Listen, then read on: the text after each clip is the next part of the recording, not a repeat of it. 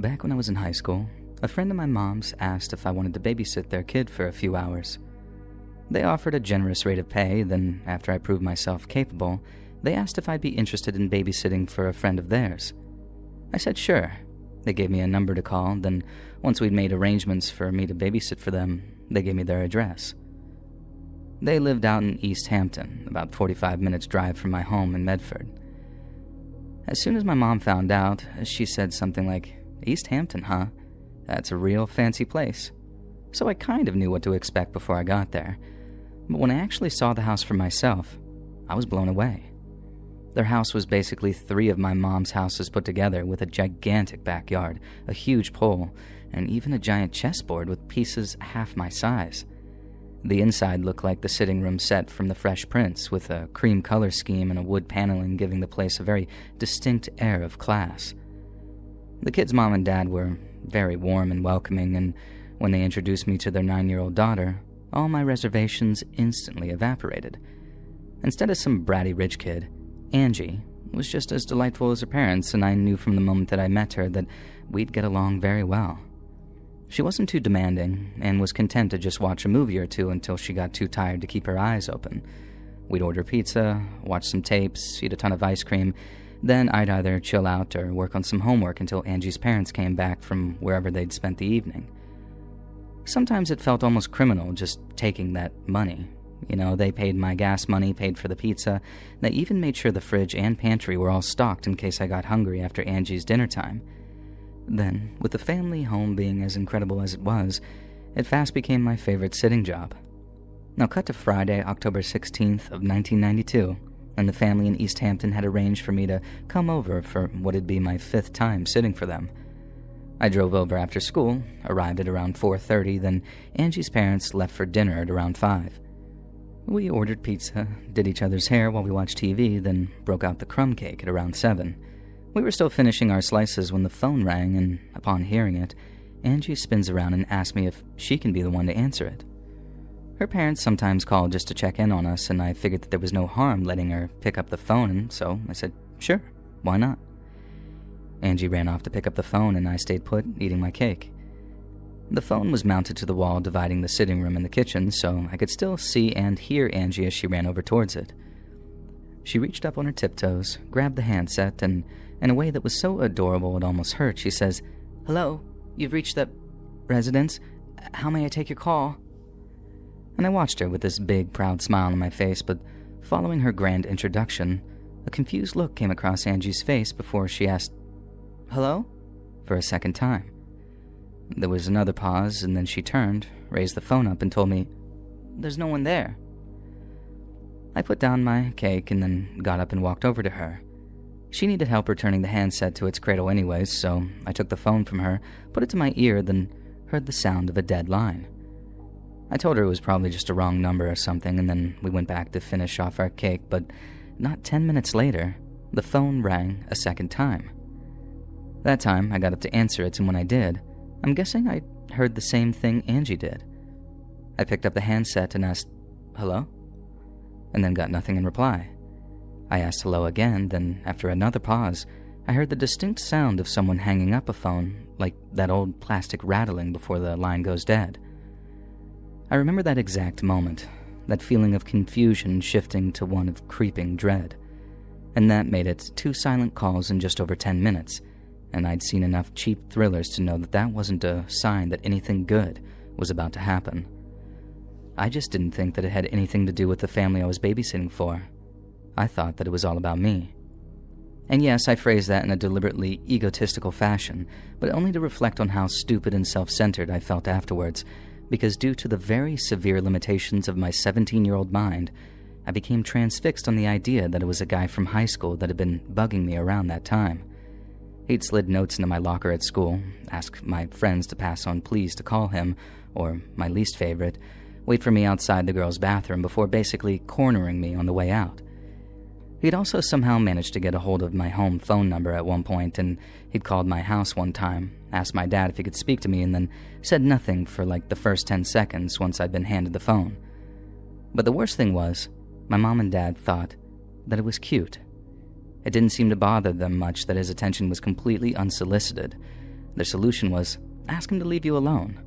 And then when I told them that I'd already tried that, it was, well, ask him again. And that's why when I realized that there were silent calls, my first suspicion was that my unwanted Romeo had somehow gotten a hold of the family's home phone number. And I was too busy trying to figure out how that could happen to consider any other more frightening possibilities. Angie asked who was calling, so I lied for a second time and told her that it must have been a wrong number. She might have been one of the sweetest girls I'd ever babysat, but Angie was not gullible and was vocally confused as to why someone would call the wrong number twice. I made an on-the-spot joke about them having pudgy fingers or something, which served as just enough of a distraction to get Angie's thoughts off of the silent calls. I didn't think my stalker, and I use that term very loosely, had the stones to actually show up to the house. He seemed to be more about opportunity than anything else. But it was still a lingering concern for me, and one I didn't want to pass on to little old Angie. Another hour or so went by, and we were fast approaching Angie's extended bedtime of 10 p.m., our little secret. I asked if she wanted one last soda, diet of course, with no caffeine and no zoomies, and then walked into the kitchen to get us some drinks. The layout of the house was such that the kitchen led to a dining room via a set of double doors, with the dining room windows allowing a view of the driveway outside. When I walked past the doors the first time, empty-handed, everything seemed perfectly normal. But when walking past it a second time, with a can of soda in each hand, I saw the headlights of a car shining down the driveway. The family had sort of an intercom at their automatic gate, and if you didn't have the little key card or the code or whatever it might be, you had to be buzzed in to even get access to the driveway. The car was stationary, its front bumper pointed at the gate, but the intercom in the house wasn't buzzing. My first thought was, maybe I just caught the car turning around. But nope. It stayed put like it was waiting for the gate to open. Then I figured it was Angie's parents arriving home early and that, I don't know, maybe they lost their key card or something. I walked into the dining room to get a closer look out of the window, studying the headlights as the car idled by the gate. And then suddenly, silhouetted by the car's headlights, I saw 3 or 4 men climb over the gate before they began walking down the driveway at a very brisk pace. I remember the feeling, this rising panic as I put down the sodas on the ledge near the window, and then walked toward the phone as quickly as I could. I remember grabbing the handset and trying not to sound too panicked as I loudly asked Angie to head upstairs. This was like a whole hour before her promised bedtime, so she was very naturally dismayed at the sudden change of plans and began asking me why. I told her to be a good girl and do as I asked, before putting the phone's handset to my ear. I thought that I might hear the 911 person's voice, or, at worst, the last few dials before one answered my call. But instead, I heard nothing. I remember pushing the little switch to reset the phone, expecting the drone of an open line to return, but I did it once, twice, and then 3 times, before I realized that the line was dead. I didn't know it at the time. I thought that I'd simply experienced an astronomical amount of bad luck in having the phone die on me when I needed it most. But it hadn't died. There had been no kind of malfunction. Someone had cut the home's phone line to ensure that no emergency calls could be made. I knew the family had a second phone in the master bedroom, so after taking Angie's hand, I quickly walked us up the stairs and toward the bedroom door. And by then, Angie had begun to sense how frightened I was, and she kept asking what was going on, her terror intensifying each time I let the question go unanswered. We walked into the bedroom, and when I heard no sound at all coming from the handset of the second phone, that's when I realized something much worse was happening. I know having a bunch of guys climbing a gate and rushing the house was bad enough, but the phone line being dead suggested a very chilling degree of organization from these guys. Those guys were not your average home invaders, if there is such a thing, and realizing that brought a level of terror that I can only barely describe. And by then, there was no hiding my fear anymore. Angie was demanding to know what was going on, and I couldn't think of a lie quick enough, so I just told her the truth. I told her that there were some bad men outside, and that they most likely wanted to break into the house and that we needed to find some place to hide from them. And I'll never forget how completely petrified Angie looked in the seconds after those words left my lips. And I still beat myself up about it all these years later, but in the moment, there was nothing else I could think of. I was 17, scared out of my mind, and Angie knew her home better than I ever could. I was reliant on her to be able to find the best hiding place possible, and that transfer of responsibility terrified us both. Right then on cue, we each heard a loud, dull hammering sound coming from downstairs as the men outside started to try and break in. Angie screamed, and I remember grabbing each of her arms before shushing her. I tried to be gentle, trying to keep her as calm as possible. Then I asked her where the best hiding place in the house was. There was like a voice in my head in the moments after I asked her, one that screamed at me, how the hell is she supposed to know she's just a little girl? An innocent little girl that you are failing to protect. I still feel, almost, at least in principle, that voice was right in the milliseconds that it popped into my mind. A girl Angie's age probably thought the back of her closet was another dimension, or that the space under her bed would be sufficient to hide us both from violent criminals. But in reality, Angie knew the perfect place to hide, and it was nowhere I could have ever taken her. After I asked her about the best place to hide, Angie thought for a moment, and then took me by the hand and started leading me towards the home's 3rd floor. When we got to the top of the stairs, there were 3 doors in front of us, 2 of which clearly led to larger rooms and 1 smaller door that turned out to be a closet. Angie took us to the closet. When she opened the door, I saw shelves on either side filled with boxes of old junk, along with a bookcase against the rear wall. I remember telling Angie that we needed somewhere bigger, someplace the bad men wouldn't see us if they came and opened the door. I spoke, but it was like Angie didn't hear me. She ran over to the bookcase and reached to the back of one of the lowest shelves like she was about to retrieve a book. I was halfway telling her that this wasn't the time for reading when I heard a loud click coming from behind the bookcase. I knew in an instant what Angie just did, but that didn't stop my jaw from hitting the floor when she used all of her strength to pull the bookcase away from the rear wall.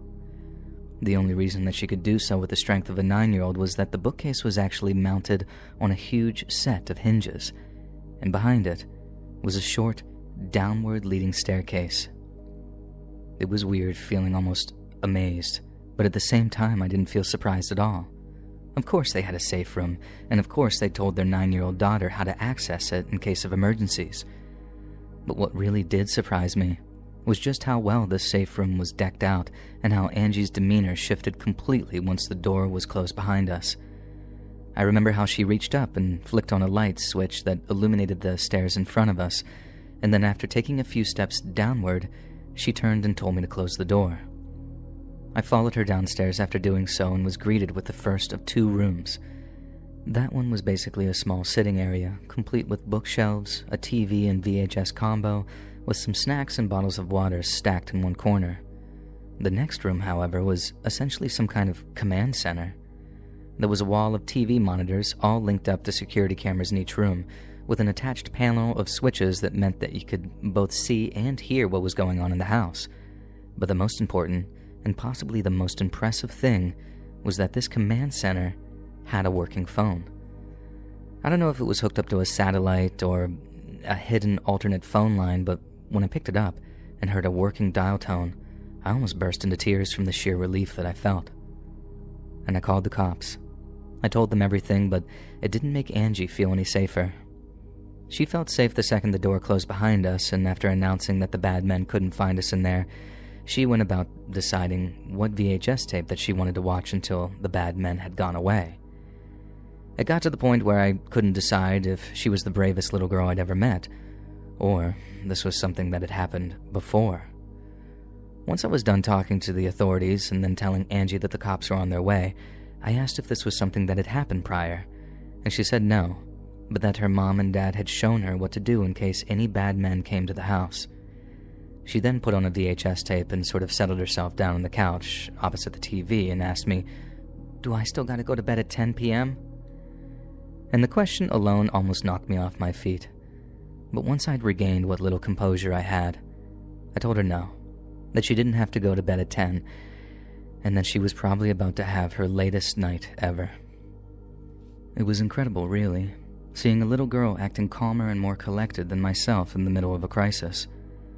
But like Angie said, she knew the drill, and I guess that knowledge dispelled any fear of the chaos unfolding downstairs. But not only was it chaotic, what I heard over the monitors scared the living hell out of me. I remember walking back into the little control room or command center as I referred to it before, and taking a moment to study the little switch panel. It wasn't hard to work out how to switch the monitors on, and it wasn't hard to switch audio feeds either, but listening to what those men were saying down there made for some extremely difficult listening.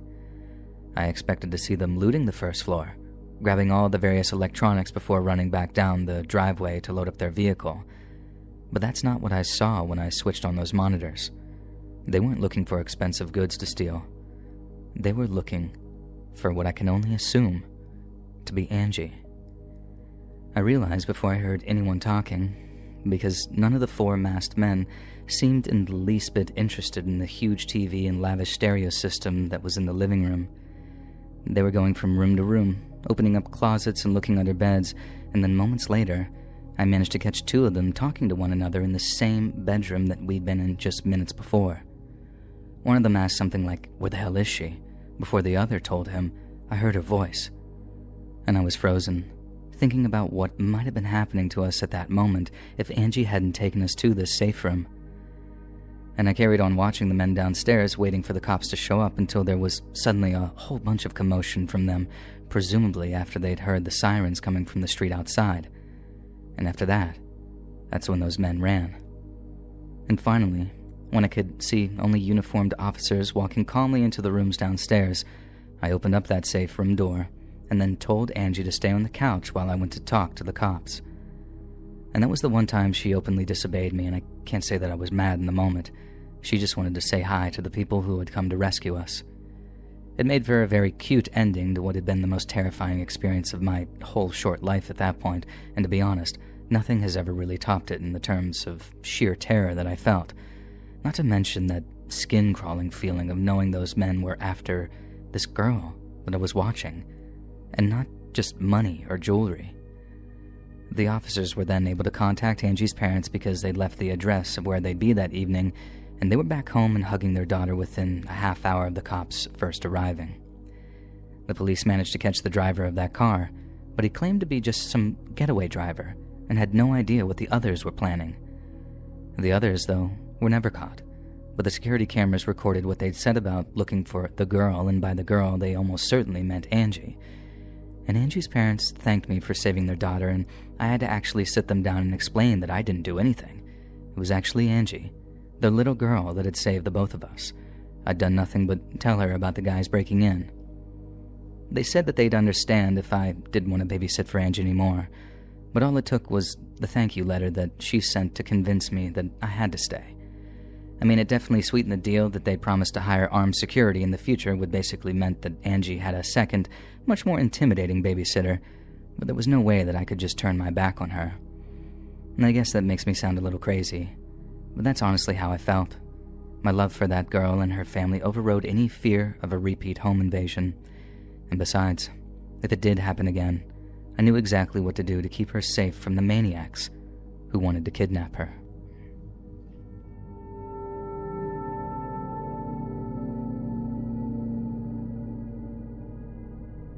I grew up in a place called Alice Springs in Australia's Northern Territory. It's got a reputation for being pretty rough, and deservedly so.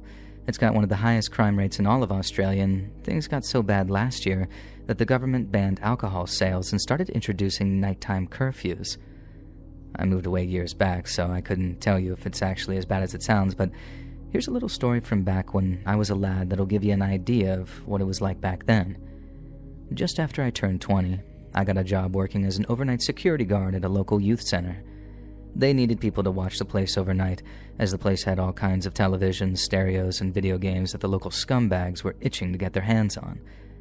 I did 5 nights a week, usually with a veteran named Simon, and some nights he'd order some dimmies from the Chinese place around the corner, then send me over to pick them up. I'd grab them, then sometimes a few bottles from the bottle shop next door. Nothing too strong, but perks of working overnight, you know? Anyway, one night he sends me around to grab the dimmies, and it's a proper stinker of a night, so I'm dying for a bottle of Coke or something, so I nipped into the bottle shop at around 10, like I normally would. I walked in, and there's no one at the counter, but it's as quiet as a mouse in church as well, so I don't see or hear anything amiss. But then as I walk down one of the shop's aisles and then come out the bottom near the fridges, I suddenly see someone who'd been previously hidden from view. I remember him having long, copper-red hair, but worn in like a bun on the top of his head.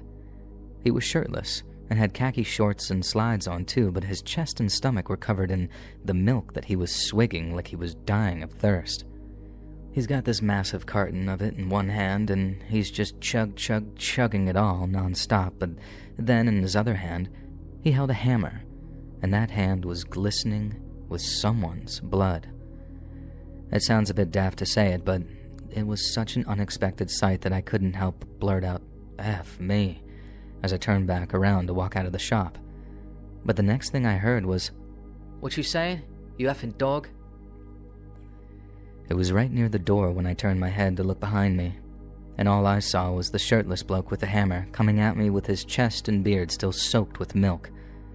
The door was one of those heavy ones that you gotta pull on the way out, but that meant that I couldn't just fluidly slip out of the door, you know? I had to stop and pull it back on myself as the bloke was coming at me, and I realized in a split second that if I tried to slip around it, he'd have a perfect shot on me with that hammer. And so instead of doing that, I pushed myself back away from the door as quick as I could to throw him off. Thankfully that worked, and he sent that hammer smashing through the glass panel of the door with this really loud crash, but it also left me with no obvious route of escape. I did the only thing I could think of at the time, which was to launch myself over the shop's counter. And thank F that they didn't have all the plexiglass shields like they do now, or I'd have been royally screwed. But I managed to make it over to the other side just in time to hear this great bloody smash behind me. I'm guessing the bloke threw the hammer at me once I'd made it over the counter, and that smashed some of the bottles of grog behind me. Not that I stopped to look and make sure, I just kept on running into the back of the shop and hoping that I could find a way out. Whoever was in the shop when the hammer bloke walked in must have just scarpered out the back doors, because they were still wide open as I came running through and out into the back alley. And as I ran out, I saw this little Indian bloke on the phone with the cops, but he saw me and thought that I was the bloke because the second he saw me, he raises this massive kitchen knife into the air, which has me screaming, "Hold your bloody horses, mate, I'm on your side."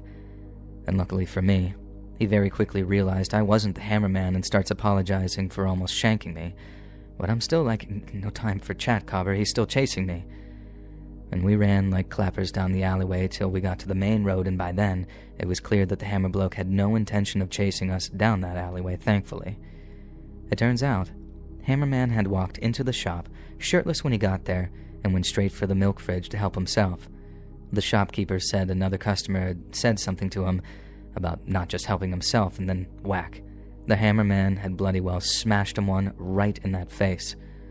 And the shopkeep then started shouting about calling the police, but the hammerman didn't take that too kindly and charged that guy, causing him to run out the back, which is where I found him. The little Indian guy was asking if the hammerman had hit me at all, and I was telling him, like, "No, I'm all right," when we saw the cops coming down the road quite fast. And the Indian bloke and I then walked around the corner to watch the street theater unfold, and we turned onto the street in question just as the cops are approaching the shop, one with a gun out and the other with a stun gun. We obviously stayed back, and the shop runner guy says something like, "Oh God, he's gonna smash my shop," because we could hear the hammerman inside going bloody mental. But when we actually got a good look inside, like through the glass windows, we saw that the situation inside had taken a dramatic turn for the worse. The hammerman was standing just inside the doorway, brandishing that hammer, shouting something like, I'll smash him," at the cops as they shouted back, "Put the hammer down now." But at his feet, there was another bloke. Bald head, all bloody, totally unconscious looking, and it's him that the hammerman is threatening to smash. I'm assuming someone else must have walked into that shop after me. And I just remember saying to that guy, "I'd look away if I were you, mate."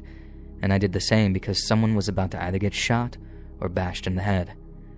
And the Indian bloke just kept looking through. And right as the shouting got a bit louder behind us, bang, bang, bang, and down went the hammerman. I felt awful for the bloke, and I still do. He'd come all the way to Australia to open himself a little shop, and then ended up having some mad bastard come in to steal his milk and smash his customers. That'd be bad enough for anyone. But to have the bloke shot and killed in his shop, that's something he'll have to revisit again and again, every time he steps on the spot where it happened. But that should also give you an idea of how crazy Alice Springs was and is, and why these days you can't legally purchase alcohol if you're from what they call a town camp, which is basically the government's subsidized housing. So, after hearing all of that, you can understand why I laugh when people ask me why I moved away.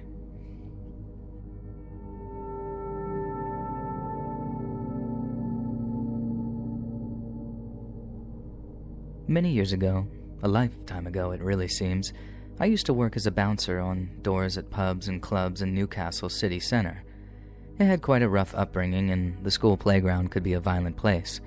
And so for a lot of young lads like me, who weren't particularly big or strong, you had to learn to fight if you wanted people to leave you alone. And the place to learn to fight was the local boxing gym. I started training twice after school on weekdays, then every Saturday morning for a full 4 hours, and I loved every second of it. I made good friends, learned how to defend myself, and it instilled 2 very valuable traits in me: discipline and respect, both of which have served me very well over the years. By the time I was 18, I was lined up for a few actual organized fights. But with me still being an amateur, I wasn't making any money off of it, and that's where Graham stepped in. Graham was a mate to the boxing gym's owner, and seeing as he did a lot of boxing in his youth, he'd pop down to the gym every so often to see some of the lads train. But he wasn't just there to watch them train. He was headhunting for lads to come and work for his door firm, and one Saturday morning, I managed to catch his attention. He told me to show up to a club in the city center at midnight for a trial shift, and if I could handle myself, then I could expect to be working every weekend from then on. It was a little bit of a I'm not asking, I'm telling kind of deal, but the money was so good that no one ever turned him down. I'm pretty sure no wasn't a word Graham was used to hearing very often, we'll put it that way. And so that's how I started working the doors around Newcastle from age 18 onward, and by the time I was 25, I had graduated from the early doors pubs and clubs to the late night gaffs that got proper leery after about 1 or 2 in the morning, and these places were on another level. When I first started, there'd be 2 of you working a Saturday night in a single floor pub, but by the time I was trusted to work the bigger jobs, you were looking at 2, 3, sometimes 4 floor nightclubs that could fit hundreds and hundreds of punters. But with the bigger jobs came bigger money, and if you managed to get the one particular job that I got, that will go unnamed for legal reasons, then you made absolute megabucks. And that's because on top of your normal taxable pay, you got your exes, or extras, which is what you were paid to look the other way for the dealers Graham allowed into the club. This was at the time when ecstasy tablets had first hit the Northeast, and when it did, it hit big. Times were hard for people growing up back then, as most of the shipping jobs were gone, so having happiness in tablet form sweep through town, it was like everybody wanted a bit. And since everybody wanted a bit, the money people were making was off the scale. Dealers were getting into clubs with a few hundred tablets, then walking out with 1,500 pounds. Then they go to the next club and do it all over again, and again, and again, and again. There was money going around like you wouldn't believe, and the only thing standing between the dealers and all that cash were us doormen. I suppose at some point, it came down to a choice. Act like complete saints, refuse to partake in any of it, and settle for your hard-earned wage, or make 200 more pounds every single night just for looking the other way with one single solitary dealer. Times that by 2 or 3, and you're walking away with more money in exes than you did from your normal wage.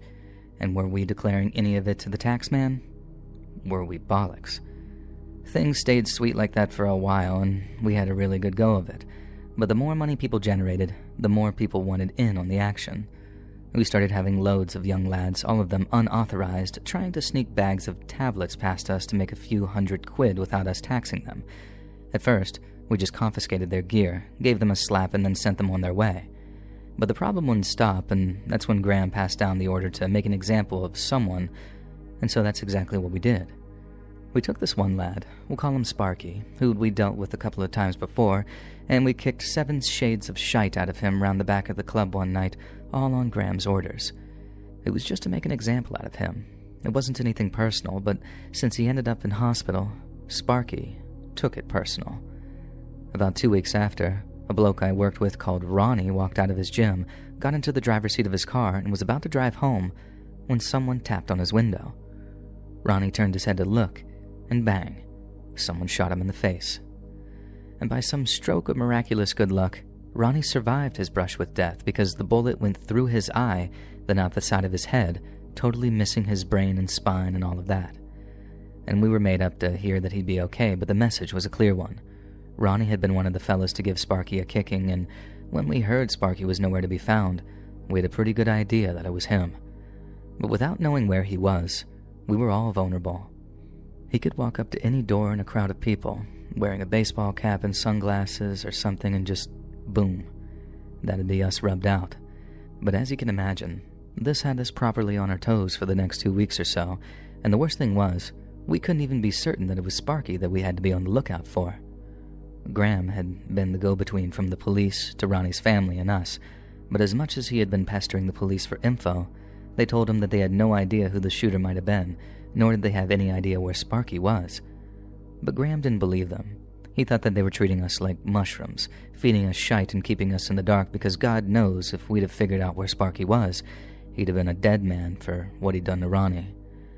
But then that meant that we had no idea if or when he was coming for us, and I'd never seen so many big hard blokes acting so scared for their lives. Graham told us all that he was trying to get hold of some bulletproof vests, and that our door would be the first to get them when he did. But till then, we had to just sit tight, hope Sparky showed up somewhere, and keep our heads on a swivel when we were at work. 2 weeks after Ronnie was shot, we were all still proper on edge, but the more time that went by, we started to think maybe Sparky had run off to the Costa del Sol after shooting Ronnie, and most definitely thinking he'd killed him. And if that was the case, then we had nothing to worry about, and we might never see Sparky ever again. But there was still that worry that he was just biding his time, waiting until we'd let our guards down a bit to strike, and that's why we could never properly relax. And so that Saturday night, a fortnight after Ronnie was rushed to hospital, a group of 5 of us were working the doors of the unnamed nightclub, and 3 of us had been involved in Sparky's beating, so we were proper on edge and watching the street for any signs of him and his boys. Suddenly, I hear one of the lads saying, "Why, hey man, who's this here then?"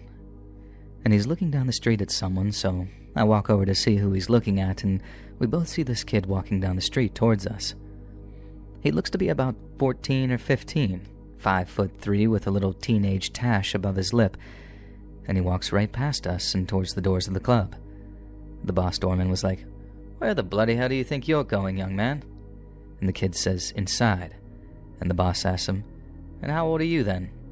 And when he replies, 18, we all burst out laughing. The boss tells the lad, "If you're 18, then I'm Bobby Charlton. I'll bugger off before I give you a slap." And this wee lad just walks off in a huff, but we thought that he was brilliant because he'd really lighten the mood. And this was about 11:30, something like that, and we were all saying, "I wish something like that happened every night." But then about an hour later, it did.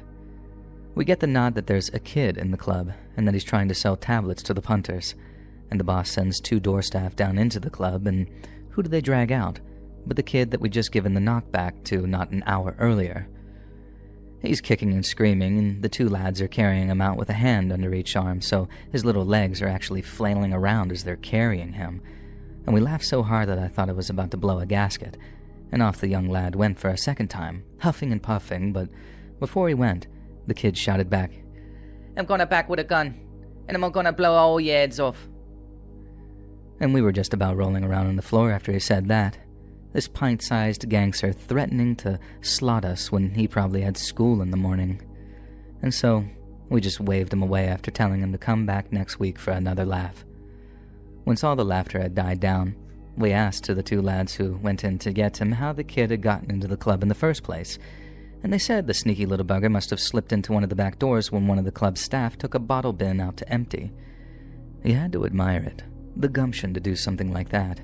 But then the 2 lads told us the kid actually did have a little bag of tablets on him. And they weren't fakes either. He wasn't trying to flog indigestion tablets as ecstasies. They were legit, and they all had the little smiley face or bat signal designs on them. There was only about 10 in the bag, but it got us thinking, where's this wee lad got tablets from? And there's no way anyone would be so daft as to send a child into an over-18s bar. And you might as well just turn yourself into a police station. So how's he got his hands on them? But it's also not like we had time to wrestle with the question. We had a job to do, and for the next few hours when things were at their most hectic, we were occupied trying to keep order in the club. By about 3 in the morning, The busiest part of the night was over, and although it was still bumping in the club downstairs, the crowds were starting to thin out and people were starting to flag taxis down to make their way home. I couldn't wait to get home and get a shower. I'd had to turf about 5 people out that night, and I'd had drinks spilled all over me in the process. My shirt stank of beer and alcopops, and I'm just trying to run down the clock until I can call it a night. But then about half an hour from closing, who comes walking down the street but the Newcastle kid? Or at least, that's what one of the lads christened him as he come walking up the street towards us. And we're all laughing, saying things like, "Oh, here he comes. He's about to pull out a shooter and start blasting." And then, when he gets within about 10 to 15 feet of us, he pulls out this big cowboy-looking pistol from his pants and points it right at us. It didn't look real. It was dull-looking, and it looked like the handle was coming off, like this wee lad had pulled the orange cap off of a toy gun and brought it down to the club to brandish it at us. We're just about falling all over the place, singing themes from old westerns like it's a showdown at high noon and all that. We'd been that tense over the past 2 weeks that it was just this big release of tension, I think. I mean, we were dying laughing at the wee lad. Now, for a bit of context, there was a lot of gangsters using guns at the time, like our old mate Sparky, for example, but that in turn had some unexpected consequences. Because everyone was hearing about all this gun crime, everyone was terrified of one pointed at them. So what robbers and other unsavory types started doing was bringing toy guns to robberies. All they had to do was flash their toy guns, or sometimes just point to a lump in their jacket like, "That's a gun, that is, now hand over the cash," and the terrified cashier would do just that. It became a bit of a thing in Newcastle at the time. So when we saw that kid pull that old, falling-apart cowboy gun out in that poorly lit street and thought, there's not a cat in hell's chance that that's a real gun. But then, the kid pulled back the hammer of the gun, the clicky thing that they do in the movies, you know the one, and we knew toy guns did not do that. There was this moment of silence after we heard it, as everyone had this collective moment of thinking, "Oh, bollocks." And then the moment we started to scatter, that kid fired. It was the loudest sound I've ever heard in my life, literally deafening. The street we were on at the time was quite narrow too, so when the gun went bang, it echoed off the narrow streets and made it sound like a bloody rocket exploded or something. I had my back turned when he shot, but I remember seeing the street almost light up as he fired. I didn't know fear like that even existed. And in the blink of an eye, I went from standing there in the street to cowering behind a van, just waiting for the next shots to be fired. And that silence seemed endless. Waiting for the next shot, I mean. People were running, people were shouting, but I was focused on the next shot, terrified the lad would find me behind the van and make me his next target. But he didn't, and no other shots were fired, because as it turned out, this wee lad's gun misfired right after that first shot, and since he didn't know how to fix it, he just ran off. He only got one shot, but one shot was all he needed. A second of our firm had been shot in less than a month, and this time, the victim didn't get so lucky. I won't name him for privacy reasons, but even though we tried our best to stop the bleeding, my guy had lost so much blood that he died on the way to hospital. And it was devastating. But the question everyone was asking was, how could that have happened? How could such a young lad have gotten his hands on drugs and guns?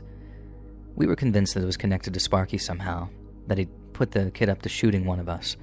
But that didn't explain why he'd tried to get into the club to sell tablets. And that was the big hold in the theory for me, the thing that made me think something else was going on, and I was right. There was no rhyme or reason to the shooting. This young lad's older brother was a dealer, and a crap house one at that. He kept his business on show, and his little brother idolized him. And so off he went, trying to sell tablets just like his older brother did. And when we checked him, he did exactly what his brother talked big about, which was not letting anyone disrespect you. And so this young lad went to where his brother hid his gun, loaded mind you, took it, brought it into town, and shot a young doorman dead with it. And he ended up going to a young offenders institution, and I got out of the security game about 9 months afterwards, when I met the girl who'd eventually become my first wife. It was a dangerous time to work those kinds of trades, and it was those 2 shootings that made me decide that I had no future standing on doors.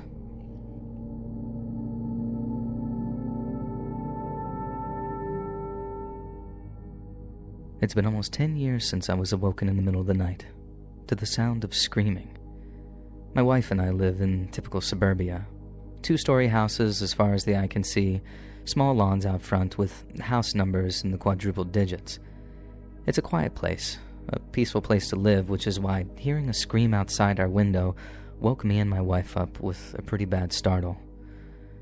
Our bedroom window looked out onto the street outside, so we simply got up, opened up the curtains, and looked out to see a car running idle on the street.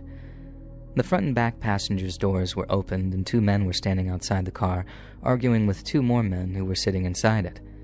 We couldn't make out what they were saying, but they appeared to be engaged in a heated discussion, and every so often, one of the men outside the car would start furiously yelling. My wife asked if we should call the cops, and I said to hang on. They were certainly being very antisocial, I guess, but I didn't think it would escalate to anything. I assumed that they'd have some kind of falling out and that the car would just speed off once the argument had concluded. And coincidentally, that's exactly what happened. The 2 guys slammed the car doors closed, and after some screech of tires, off they went. We had ourselves a little bit of a relief moment, grateful that it hadn't escalated in any way, and my wife turned around and headed back to bed. And that left me just standing at the window, watching the 2 guys in the middle of the street as they seemed to continue their disagreement, albeit at a much quieter volume. Our kids were still asleep in the back bedrooms, and although the 2 guys seemed more interested in each other rather than anyone else, my fatherly protectiveness told me to watch at the window, just a little longer, to make sure that they weren't going to be a problem. So I'm standing there, watching the guys, and they're not budging from the middle of the street. They're growling at each other, gesticulating wildly, and although I still can't make out what they're saying, they're clearly not happy with each other. And suddenly, as I'm watching them, I hear the sound of a vehicle approaching, and from the noises the engine was making, it sounded like it was coming in fast. I figured the guys in the car were back to continue their argument, presumably at yelling volume again, and I was right on the verge of asking my wife to call the police when the car came into view again. I knew from the moment I saw it that it wasn't about to slow down. It was going way too fast. It didn't even attempt to put on its brakes as he zoomed towards the 2 men stood in the street. They tried to get out of the way, but they were probably just as surprised as I was, and by the time they reacted, it was far too late for one of them. One guy managed to jump out of the way just in time, but his friend was not so lucky. The car hit him doing 60, maybe 70 miles an hour, and it sent him flying up into the air in a ragdoll somersault before he crashed back down into the asphalt. The man who dodged the car began screaming and ran over to his friend who laid unconscious on the ground. I told my wife not to come look, that something terrible was happening and that she needed to call 911 for both the cops and an ambulance. She kept asking what was happening, so I told her, and after a shaky "oh my God," she went ahead with talking to the 911 dispatcher. I told her to tell the dispatcher how bad it was, and if that he didn't get someone here soon, the man who got hit was probably going to die if he wasn't dead already. My wife asked if she should go out and help him, but honestly, there was nothing I'd be able to do for him. I know that sounds callous, but I know I made the best decision, because if I'd have ran out into the street, I might have gotten caught up in what came next. As I watched from the window, feeling terrible for the man still screaming over his friend's broken body, I remember the feeling of horror I felt when I once again heard a vehicle approaching, because it was coming from the opposite way that time. I could see it coming from much further off, and from the speed it was traveling, the total lack of lights or sirens, I knew it could only be one car and one driver. The man kneeling by his friend saw the headlights, then got up and ran back onto the sidewalk, but he knew what was coming, and so did I. And he kept screaming, but this time it was clear he was screaming "no, no, no" until his voice was drowned out by the car's engine. It came in just as fast as before, only instead of smashing into someone standing up, the car ran over his body at what must have been 70 miles an hour easily. It flew over his body like there was nothing there at all, but as it hit him, the guy's body almost completely came apart. There were pieces of him all over the blacktop, which was shiny, and if I thought his friend was loud before, that was nothing compared to the noise coming out of him from when he saw what remained of his friend. It was, without a doubt, the worst thing I'd ever been unlucky enough to witness in all of my many years on this earth, and I know it's something I'll never forget.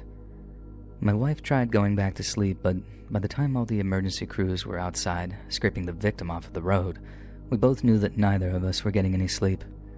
We ended up sitting down at the kitchen table after putting the kids back to bed because the sound of our voices woke them up, and I drank until I felt tired enough to sleep and then headed downstairs at around 4 or 5, I can't quite remember.